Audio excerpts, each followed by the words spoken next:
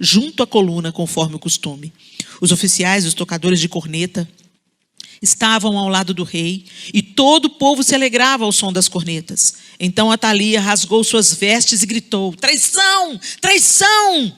O sacerdote Joiada ordenou aos líderes dos batalhões de 100 que estavam no comando das tropas: levem-na para fora por entre as fileiras e matem à espada quem a seguir. Pois o sacerdote dissera: ela não será morta no templo do Senhor. Então eles a prenderam e a levaram ao lugar onde os cavalos entram no terreno do palácio, e lá a mataram. E Joiada fez uma aliança entre o Senhor, o rei e o povo, para que fossem o povo do Senhor. Também fez um acordo entre o rei e o povo. Depois todo o povo foi ao templo de Baal e o derrubou.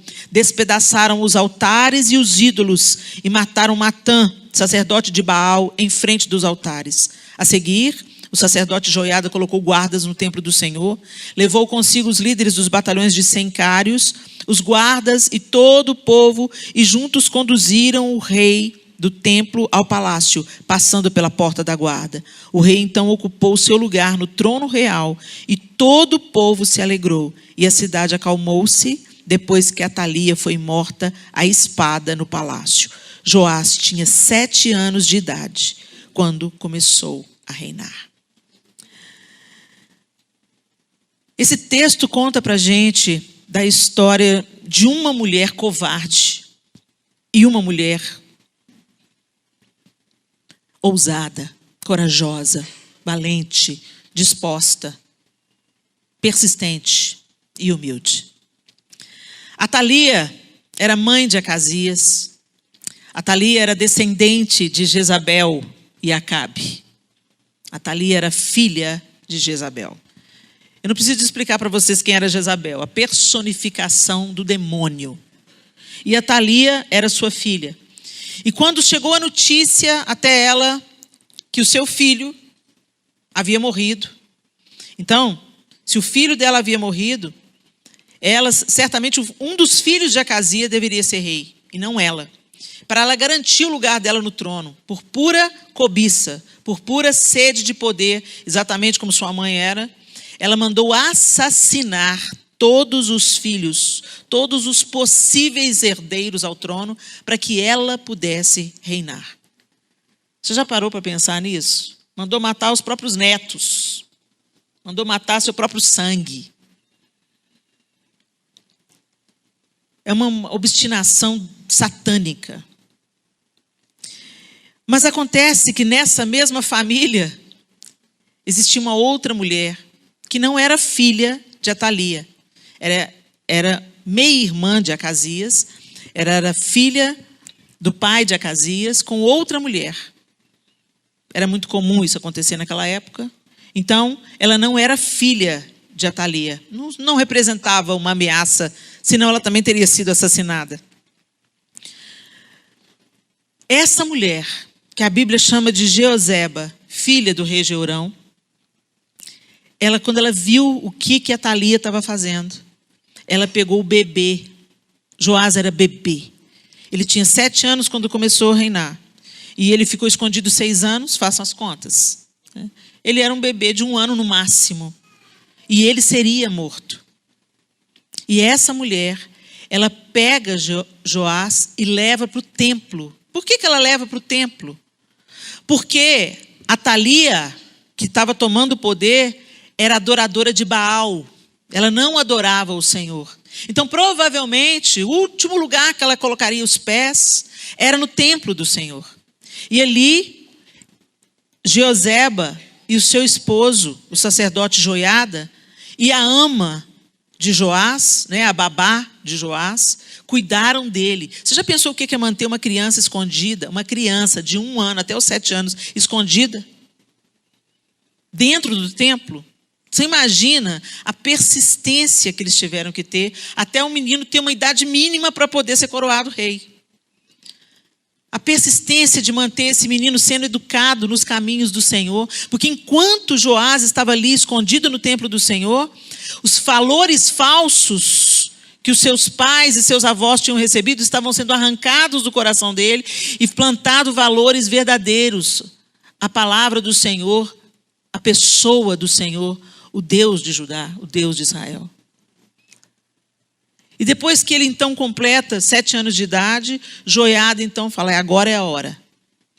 E eles proclamam Joás rei, destituem a rainha mãe e ela é morta. E ali Joiada continua aconselhando Joás até ele ter idade suficiente para tomar suas próprias decisões.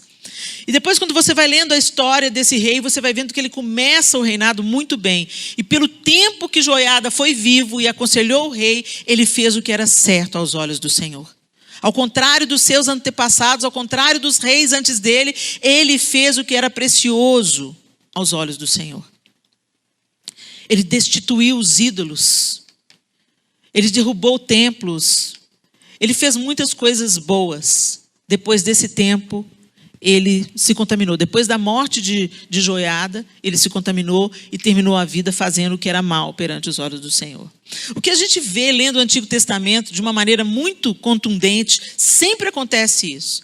O povo passa aperto, se volta para Deus, Deus livra o povo, ensina o povo onde que deve andar, eles começam bem a trajetória, daqui a pouco está repetindo tudo de novo, está caindo na idolatria tudo de novo, está fazendo o que é mal perante os olhos do Senhor, tudo outra vez. E isso quando você vai lendo, principalmente o livro de Juízes é um dos livros mais tristes da Bíblia, porque você vê a queda, a ascensão e queda, ascensão e queda, ascensão e queda. O povo vai, come o pão que o diabo amassou, e quando passa no vale da sombra da morte, aí se volta para o Senhor.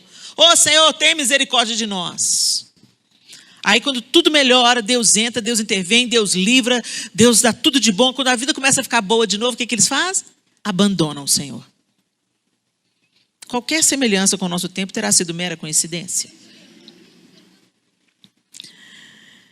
Mas o que me impressiona em Jeoseba, e é com isso que eu quero conversar aqui com vocês, ela não ficou apática a uma necessidade diante dela.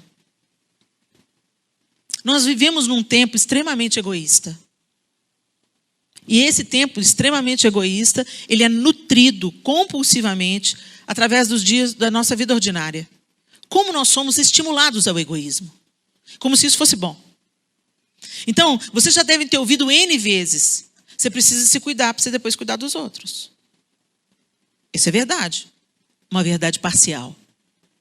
Tão problemática quanto a mentira deslavada são as meias verdades. Aquelas verdades que não contam a parte toda. Aquela verdade que só te diz aquela parte que te agrada. Igualzinho Satanás fez com Jesus quando foi tentá-lo.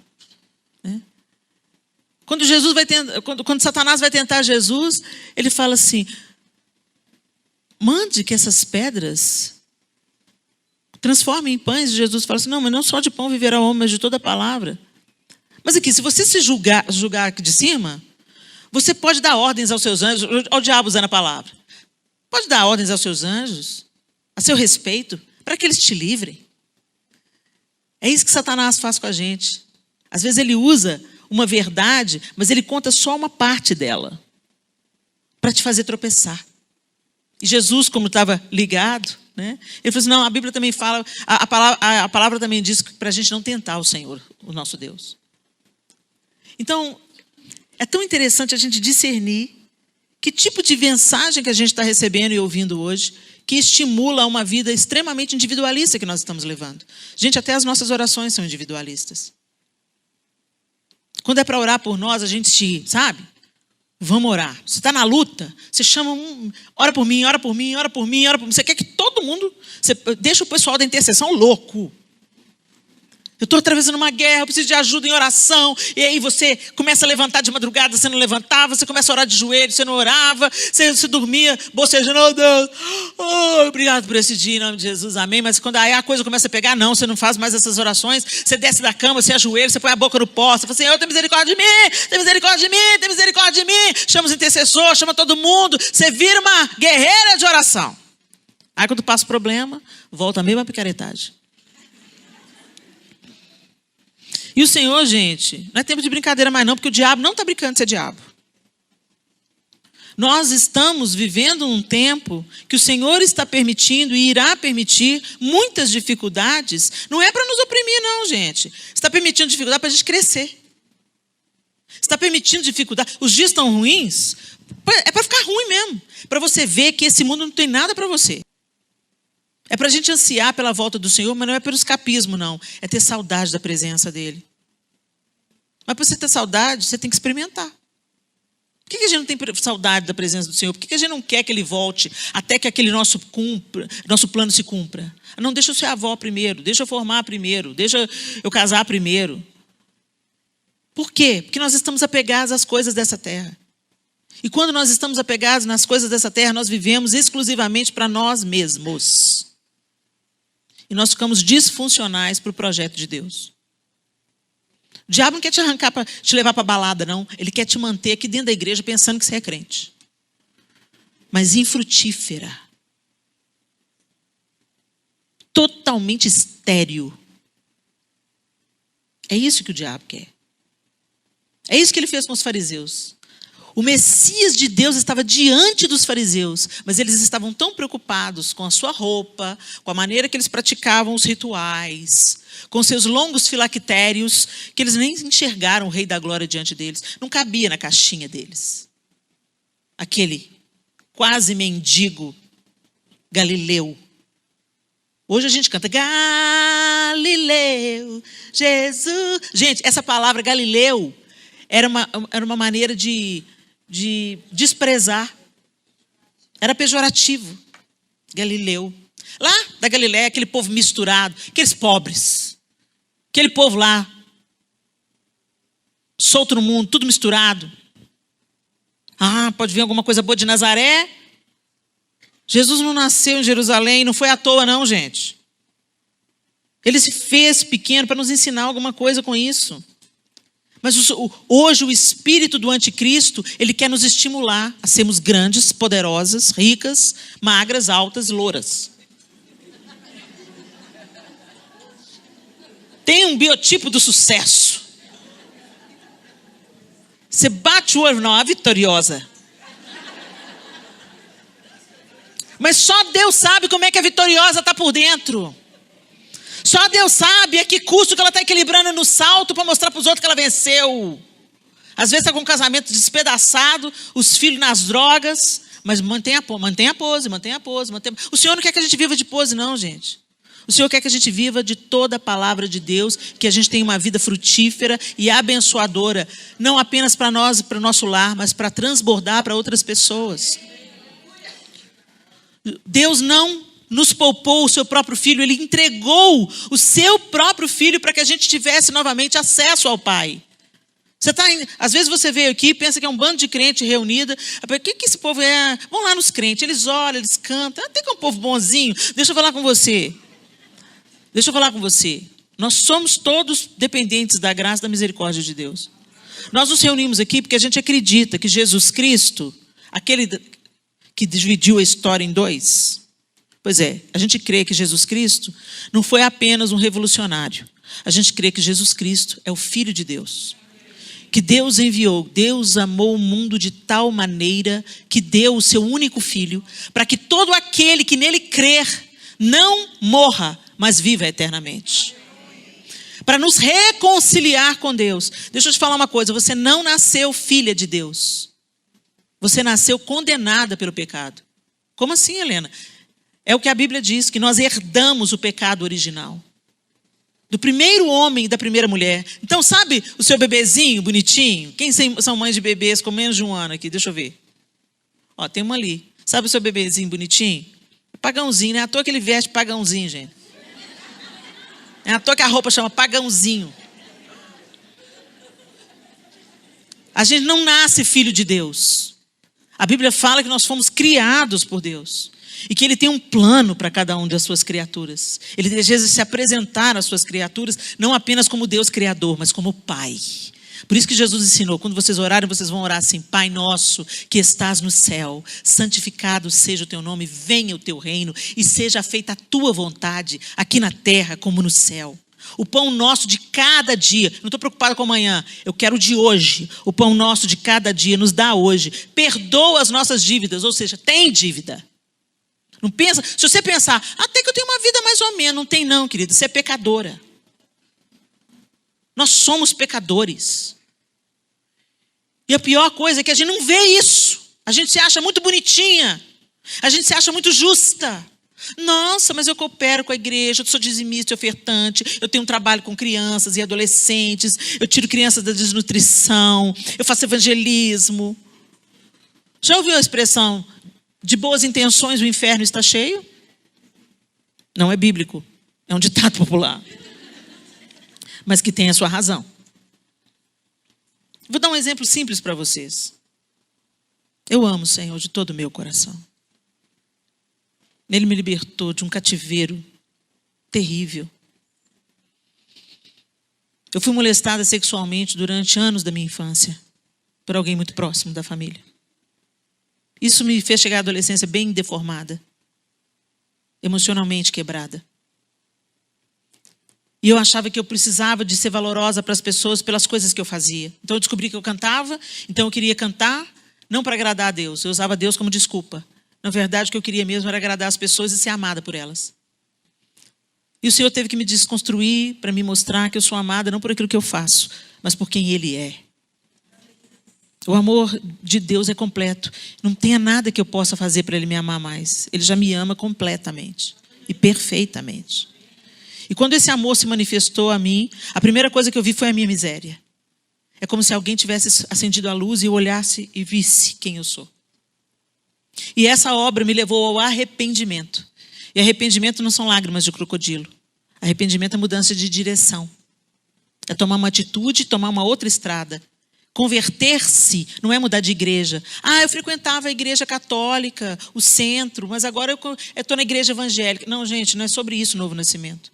Novo nascimento é uma mudança de jornada, de caminho, de mentalidade. Eu deixei a velha Helena, a Helena pecadora, a Helena ligada, conectada a Eva, lá do início de tudo, que herdou o pecado no DNA. E eu encontrei a salvação que me liberta desse DNA. E agora eu sou uma nova criatura. Eu nasci de novo e eu ando nesse novo e vivo caminho chamado Jesus Cristo. Vocês estão entendendo? Eu fui reconciliada com Deus, então é para lá que eu vou, é para Ele que eu vou. Isso é que a gente chama de converter. Não é frequentar uma igreja. Converter é sair de um lugar onde você dirige o seu carro e passar para o banco do carona e dar a direção para Deus. Vai, Senhor, o Senhor me leva, o Senhor me ensina, o Senhor me trata, o Senhor me cura das minhas dores, Senhor. Me transforma e me torna parecida com o Senhor. Porque é isso que é cristianismo. Ser cristão é ser parecida com Cristo. E é o que a gente não está vendo. A gente vê as igrejas lotadas e um tanto de gente em nome de Deus erguendo o punho cheio de ódio, querendo vingança, exercitando a maledicência, e acha-se agora que tudo que se colocar gospel depois, santifica. Fuxico, gospel. Fofoca, gospel. Inveja, gospel. Motel, gospel. Pasmem, tem. Não, gente, não é sobre isso. É entrar num novo e vivo caminho. E eu já caminho nesse novo e vivo caminho há algum tempo. Eu não sou velha, eu sou vintage. Mas eu já caminho há um tempo com esse Senhor. E aí você pensa, poxa, eu não sou mais aquela perebenta. Eu não sou mais aquela mulher que eu era, buscando a aprovação desesperadamente das pessoas, buscando ser amada pelas pessoas a qualquer custo. Eu não sou mais aquela mulher que vivia com ódio de todo mundo, que morria de inveja de qualquer pessoa, porque a vida dos outros era sempre melhor do que a minha. Ela não existe mais, ela morreu. Só que não significa que eu não tenha os meus problemas hoje. E aí, essa semana, a gente está vivendo um período muito singular na nossa vida, na nossa casa, com muitos desafios. E eu estou estreitando o meu relacionamento com o Espírito Santo. E eu falei, Espírito Santo, eu sei que o Senhor quer me falar. Eu sei que o Senhor quer me tratar. Eu sei que o Senhor quer me ensinar. Jesus disse que Ele iria embora, mas que Ele ia mandar o Senhor, o Espírito Santo, para me ensinar todas as coisas. Eu só creio em Jesus porque o Senhor me apresentou Jesus. O Senhor me convenceu. Você acha que você crê por causa do seu intelecto? Não é não, querido. O Espírito Santo te mostrou Jesus. O Espírito Santo te trouxe aqui hoje à noite. O Espírito Santo está trabalhando para ter você de volta. Você precisa de entrar. Você precisa de aceitar. Você precisa de viver esse novo e vivo caminho. E eu não estou te prometendo que sua vida vai ser fácil, não. Nem vai ser perfeita, não. Mas você nunca mais vai estar sozinha. e você vai viver eternamente. Não interessa se o seu corpo padecer, você viverá eternamente. E eu ia nessa conversa com o Espírito Santo, e o Espírito Santo acendeu uma luz. A gente pensa assim, não, já está tudo pronto, né? Eu não sinto mais inveja, olha que benção. Agora, quando eu começo a sentir inveja, eu começo a agradecer a Deus por aquilo que Ele deu para fulano, a inveja vai embora. Gratidão é um bom remédio contra a inveja. Aí quando eu começo a sentir aquela raiva, aquele ódio, assim, aí eu já falo, Espírito Santo, me segura com as duas mãos. Tira esse ódio, porque isso eu sei que não pertence ao Senhor, me perdoa, Senhor. Às vezes a gente, mas você viu a notícia que saiu? Você viu em que hotel que está lá em Londres? Deus, tem misericórdia, Senhor. Jesus põe a mão na minha cabeça, Senhor. Senhor, me perdoa, me perdoa, me perdoa. Aí eu estava pensando, eu li, por isso que é importante a gente ler a Bíblia. Que quando a gente lê a Bíblia, o Espírito Santo fala com a gente. Tem gente que fica atrás do profeta, mas não abre a Bíblia. Em nome de Jesus, vai abrir a Bíblia.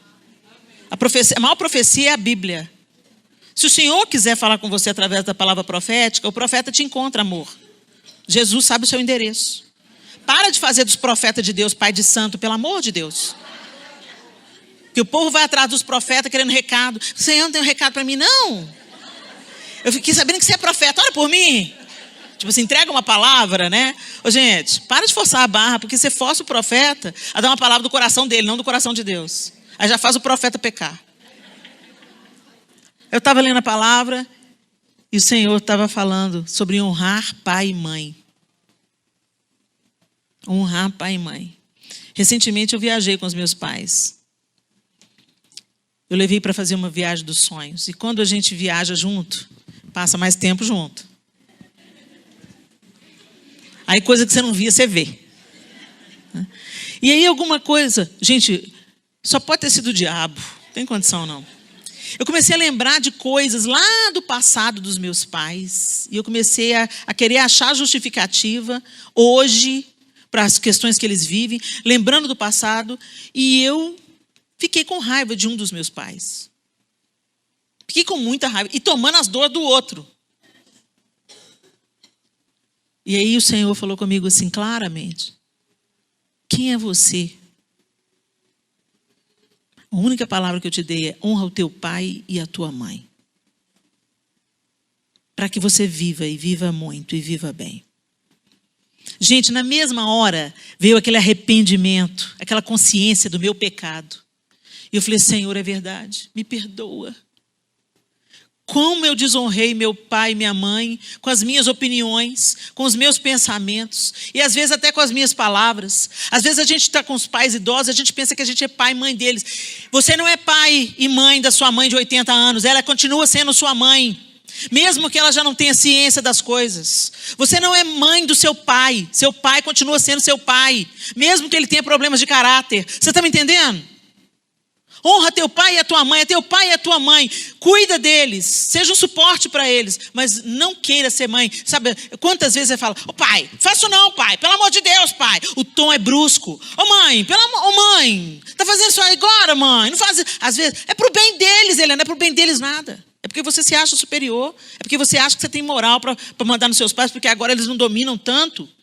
As coisas que eles faziam antes, a juventude foi embora, às vezes a saúde foi embora. E a arrogância sobe para o nosso coração. E aqueles a quem a gente deveria honrar, a gente maltrata.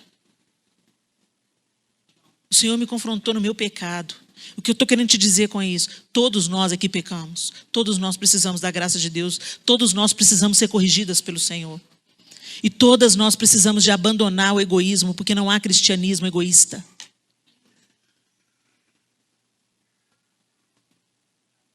Eu não vejo nada na Bíblia falando sobre autoestima. Me corrijam se eu estiver errada.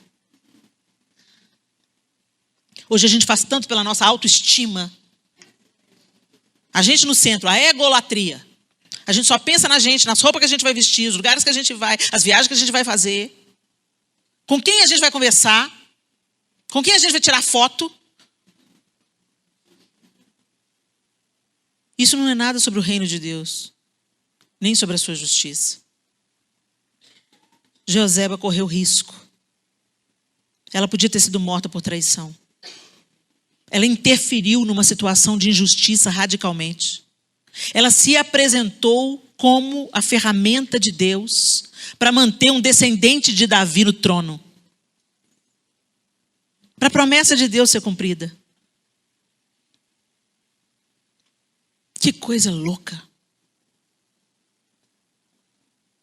E como que ela fez isso? Mudando o destino de uma criança. Protegendo uma criança da morte. O que nós estamos fazendo pelas crianças hoje? Mas o que eu posso fazer, Helena? Estou cuidando bem das minhas. Olha o egoísmo aí de novo. Está orando pelo seu filho? Ora pelo filho dos outros também. Deus mudou a sorte de Jó enquanto ele orava pelos seus amigos, não é enquanto ele orava por ele mesmo. Nós somos tão focados em nós mesmos. Quanto mais focado em você estiver, mais distante do reino de Deus você vai se tornar. Você está entendendo? Porque cristianismo é sobre dar a vida. Jesus deu exemplo. Ele não mandou ninguém fazer isso por ele. Ele encarnou e ele se deu. Deus se deu, Jesus se deu, mas você só quer receber. Nós estamos vivendo um momento crítico na nossa nação. Crítico. E não só na nossa nação. O mundo inteiro está em crise. E o alvo principal de Satanás, a janta da vez, são as crianças.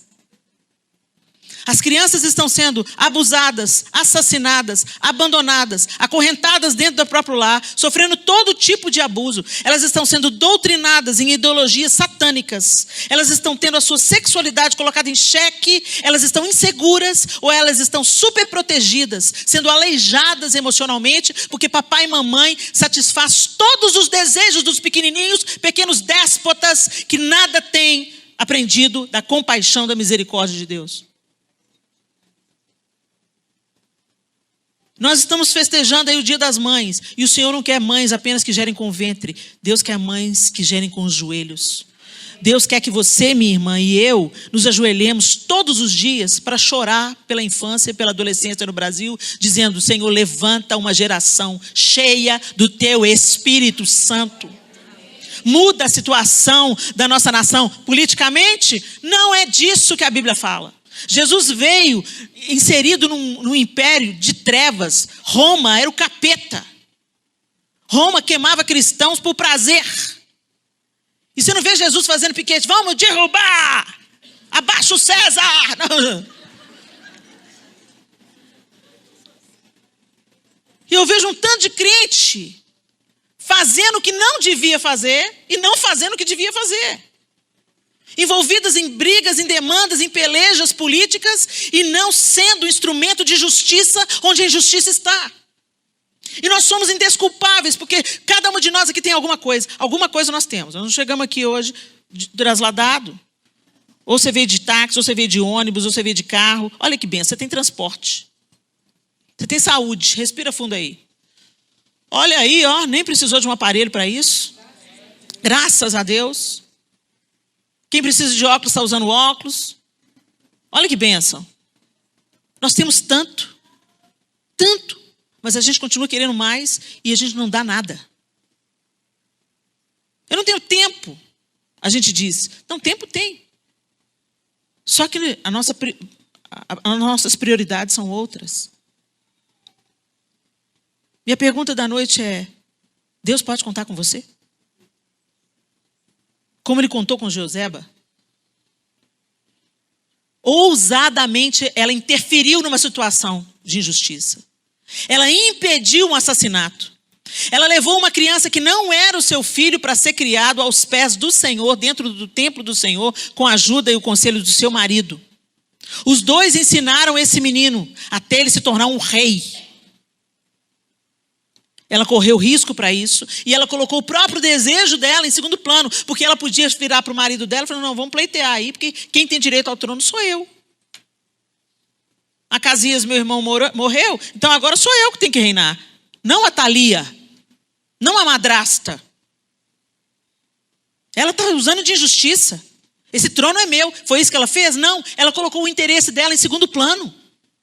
Não, o importante não sou eu reinar. O importante é ter um filho do meu irmão no trono. Então eu vou salvar a vida desse. Por que ela não salvou os outros? Porque não deu tempo? Porque Deus mandou salvar só o caçula dava para ser escondido? Não sei.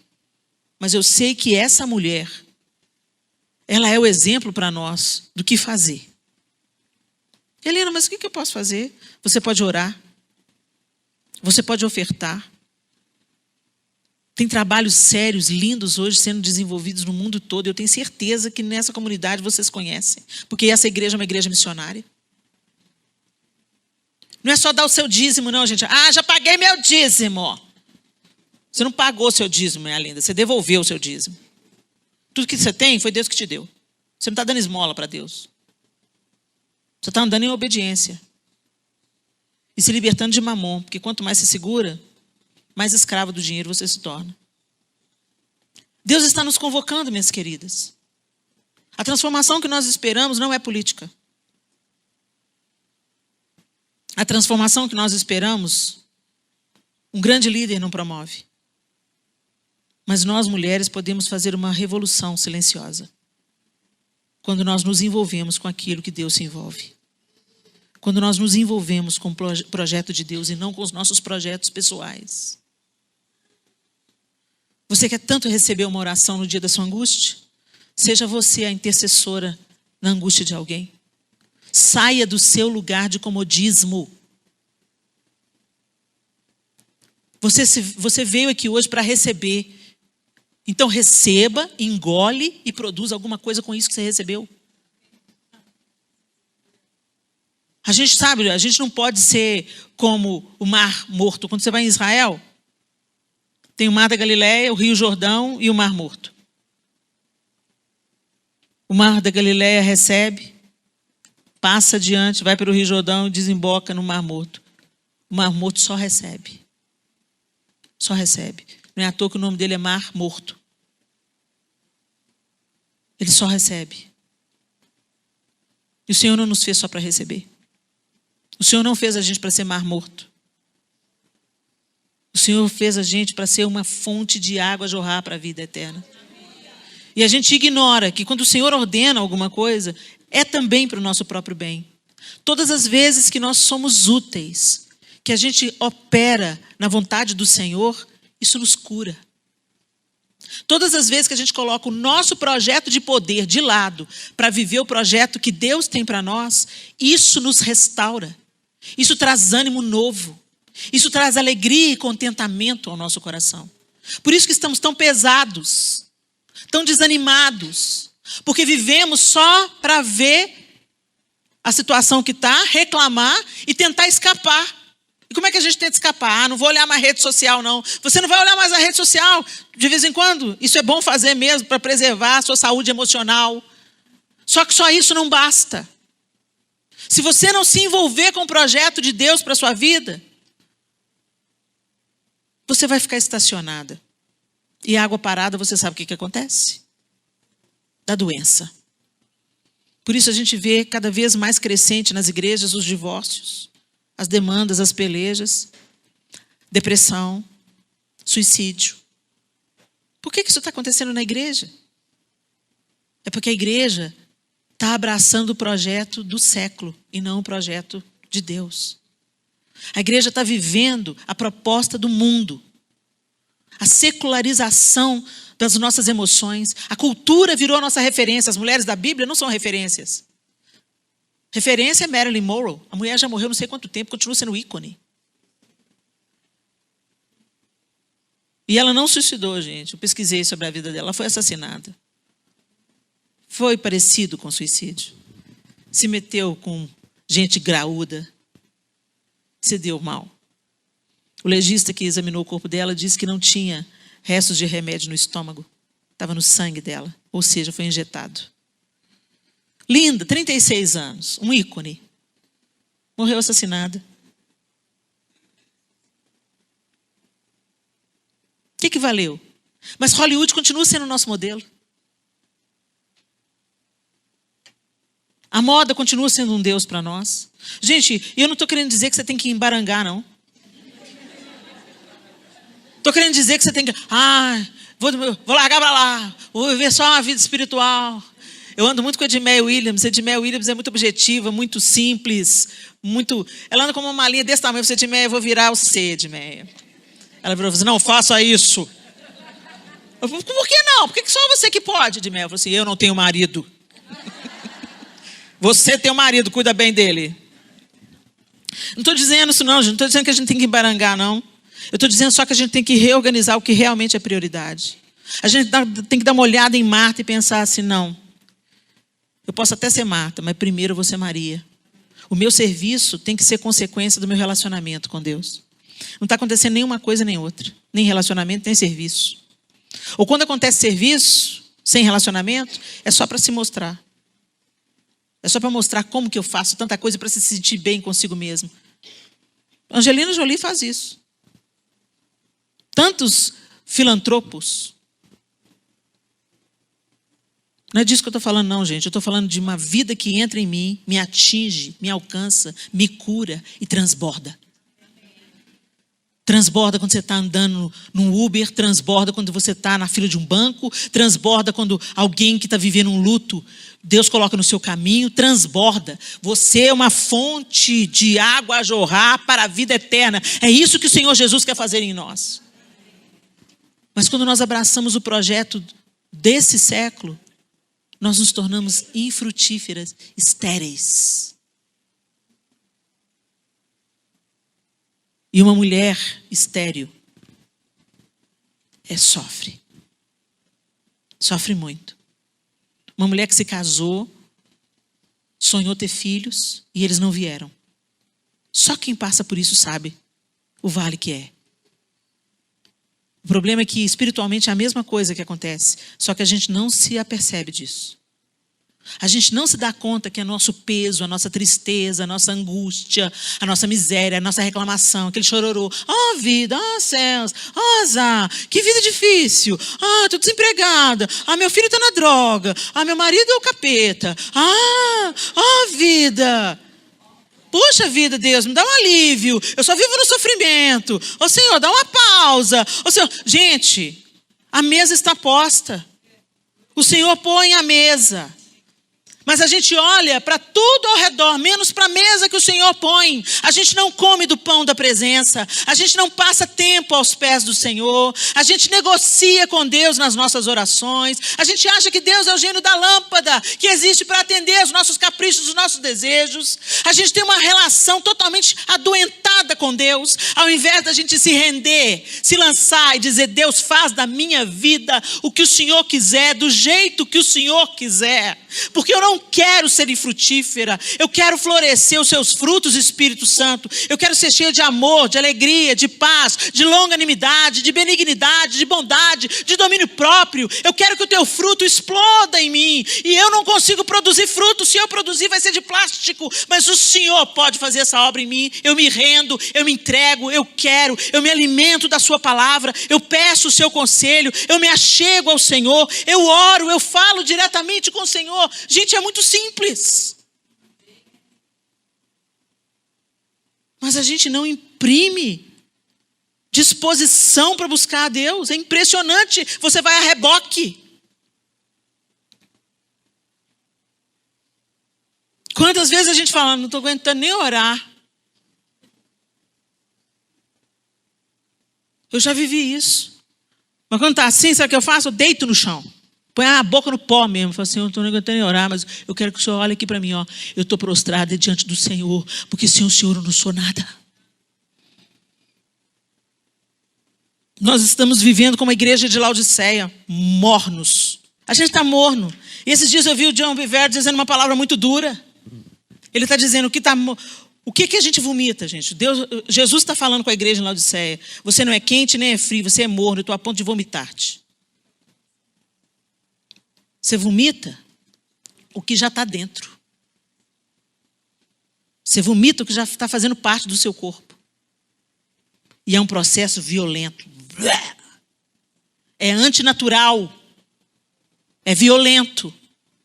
E é assim que os mornos serão vomitados. E essa palavra me pega. Não é quente nem frio, não é quente nem frio, não é quente nem frio. E o morno, ele se dá bem com os dois. O morno se dá tanto bem com o quente quanto se dá com o frio. Fica tudo bem.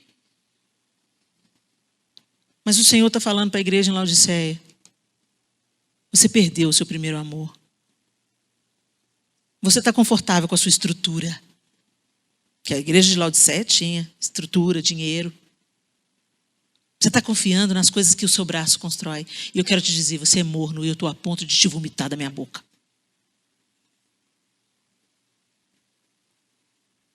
É tempo de nós nos levantarmos como Jeoseba se levantou. É tempo de nós nos comprometermos. Sabe o que é o problema do egoísmo? Essa característica do egoísmo: não se compromete. Não tenho tempo. Não, eu tenho outras coisas para fazer. Gente, eu não estou falando, sabe, de você... então vou montar um trabalho evangelístico para criança, uma creche. Se Deus mandar você fazer, faça. Mas deixa eu te falar.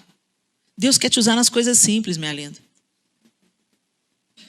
Você pode parar um momento do seu dia para orar, dobrar os seus joelhos e orar pela infância no Brasil? Você pode se comprometer com isso? Será que você pode se comprometer em pelo menos uma vez ao dia mandar uma mensagem para alguém de acordo com a direção do Espírito Santo? Senhor, quem é que está precisando hoje de uma palavra? Me dá a palavra e me dá o nome. Eu quero mandar uma... Usa esse WhatsApp maldito para alguma coisa bendita, gente. Grava um áudio lá, fulana.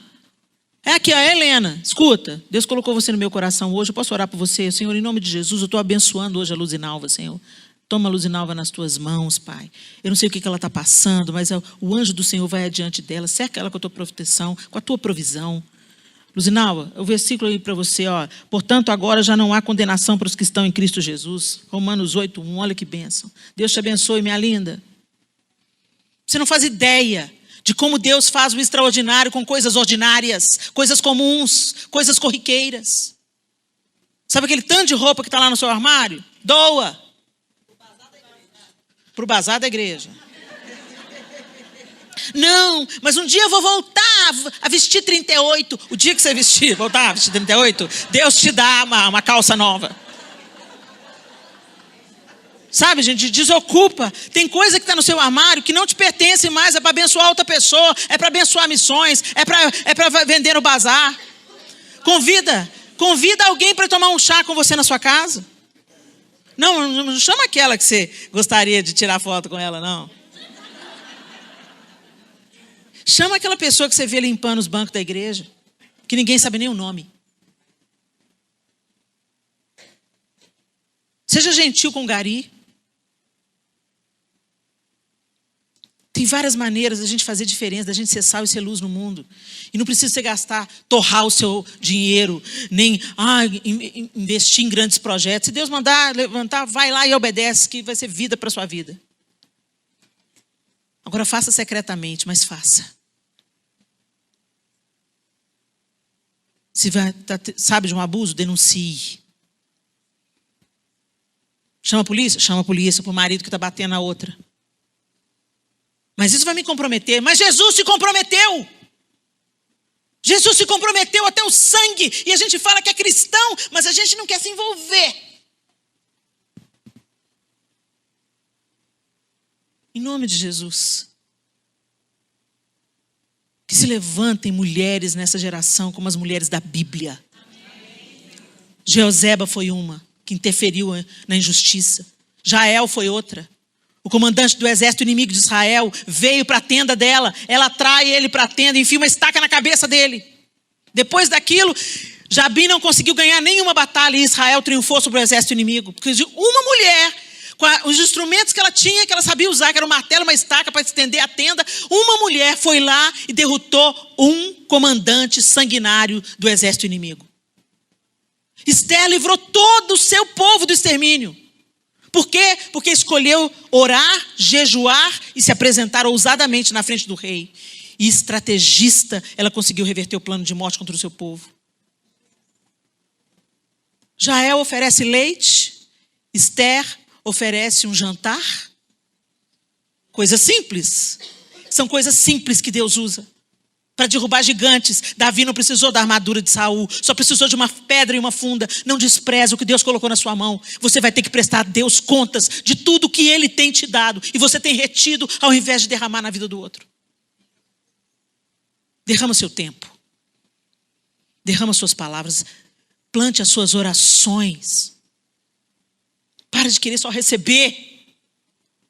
Que tempo maldito é esse que a gente vive, em que as pessoas só querem receber, receber, receber, receber. A frase mais famosa no gospel é: receba! Você já recebeu tudo. Jesus deu a sua vida para você ter uma vida abundante, frutífera. E a gente fica: vida, céu, um azar, que tempo difícil, o imposto subiu. Para de orar para as faltas e olhe para as riquezas que Deus tem nos dado. Você está com saúde? Gente, bendito seja Deus. A gente ter saúde, bendito seja Deus. Seus exames deram negativo? Bendito seja Deus. Olha aí o quanto que o Senhor tem te dado. O que vai precisar de acontecer para a nossa ficha cair? Já não bastaram 2 anos de pandemia, trancados dentro de casa para a gente pensar um pouquinho no cantinho do pensamento? Voltamos da pandemia, estamos mais acelerados e mais egoístas do que nunca. E o Senhor sinalizando: arrependei-vos, arrependei-vos, arrependei-vos. Arrependimento é: se volte para Deus e vai viver os planos dEle. Enquanto você vive os planos dEle, Ele te cura. Pare de pensar só em você, minha linda. Deus pensa em você. Deus cuida de você. Deus te formou de uma maneira assombrosa. Para de dar ouvido para o diabo. Aceite a sua identidade de filha de Deus e viva de acordo com essa identidade. Uma identidade que derrama a vida como Jesus derramou a dele. Feche os seus olhos.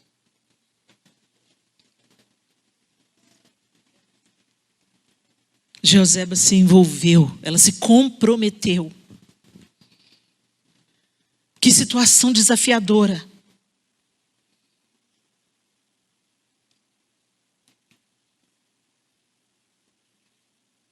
Ela interviu numa situação de injustiça. E por causa da intervenção dela, Judá não ficou nas mãos de uma louca.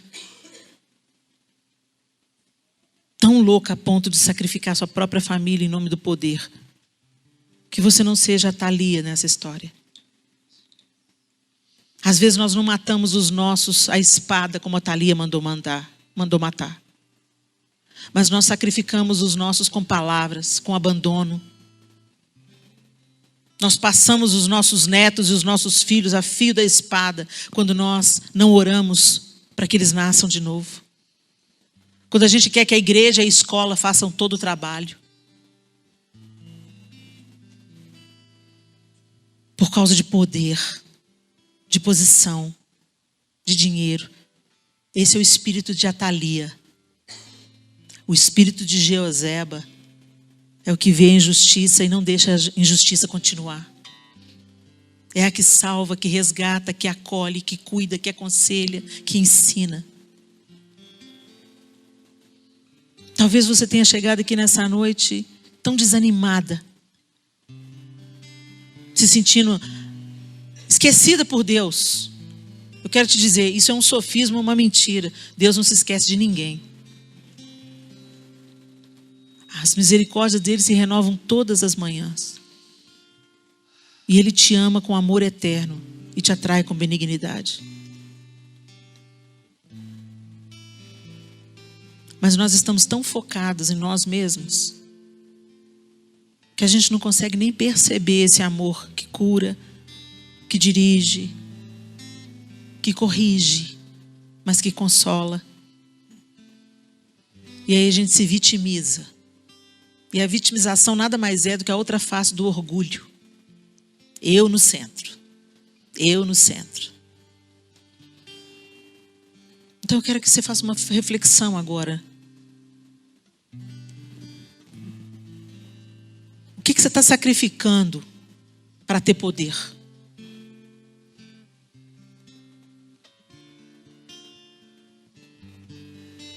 Como nós queremos nos encaixar no modelo de sucesso que o mundo propõe? Sucesso no reino é outra coisa.